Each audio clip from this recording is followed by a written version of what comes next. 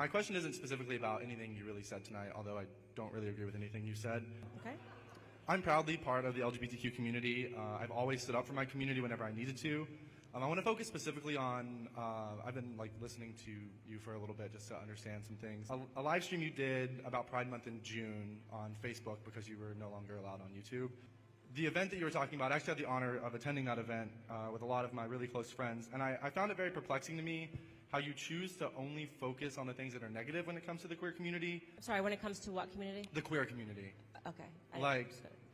Do you not realize that people like you and people like the people you're around and that, continue to have this idea of us are the reason we feel that we have to be so openly proud of who we are? Your demented homophobic and transphobic rhetoric and rants just further prove our point that we have to fight loudly to be respected.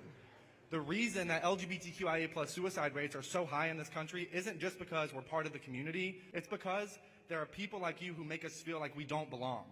The only LGBTQ agenda we have is okay. Is there a question in there or a speech? Yes.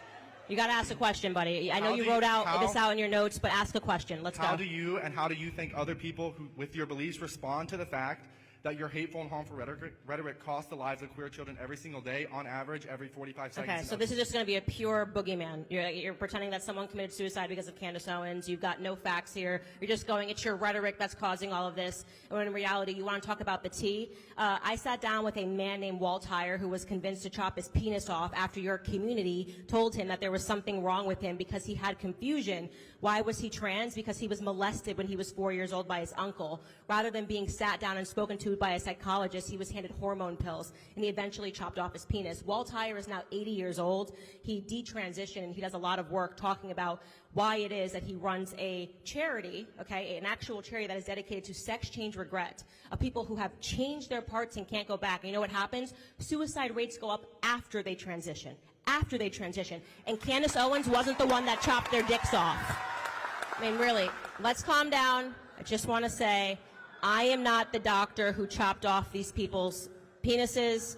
I am not the person that caused them to have that depression after they go through these transitions and can't just magically go back.